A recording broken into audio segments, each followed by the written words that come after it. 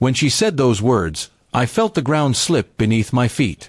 We were sitting in the living room, and out of nowhere my wife sighed and muttered, "Sometimes I think I should have married my ex instead." She said it casually, as though it was a harmless thought, but to me, it was a dagger straight to the heart.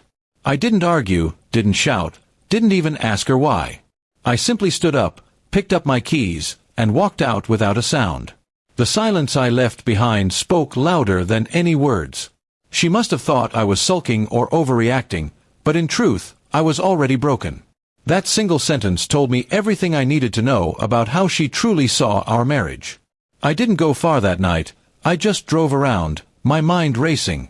I thought about every sacrifice, every late night I spent working to give her the life she wanted, every promise I kept while she dreamed about someone else. I didn't come back home immediately. Instead, I decided to stay at a hotel for a while. I wanted her to feel the absence, to sit in the silence she had created with her words. I didn't text or call. I just disappeared. By the second day, she started calling me frantically, leaving messages asking where I was, apologizing, begging me to come home. I ignored them all. What she didn't know was that I had already started preparing my way out long before that comment. Somewhere deep down, I had sensed her lack of appreciation, the little hints of discontent in her tone.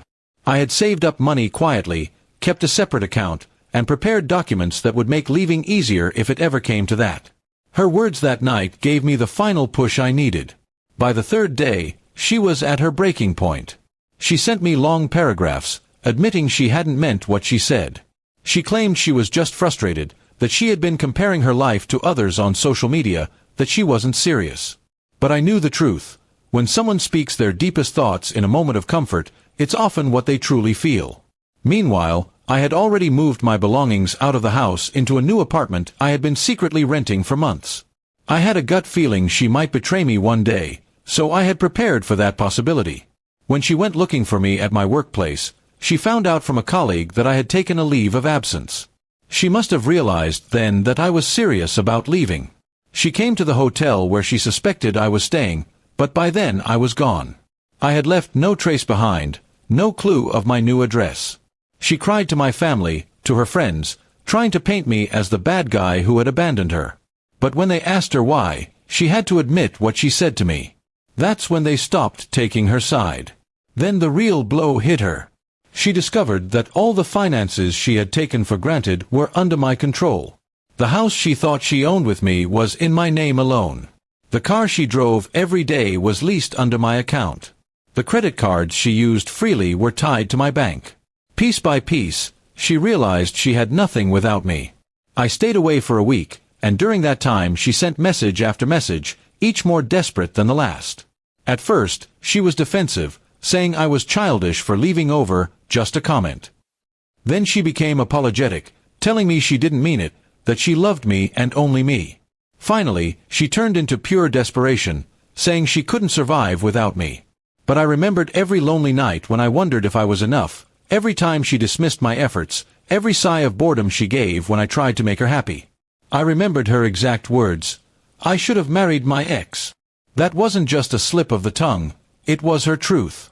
And once someone reveals their truth, there's no going back. On the 9th day, she finally found me.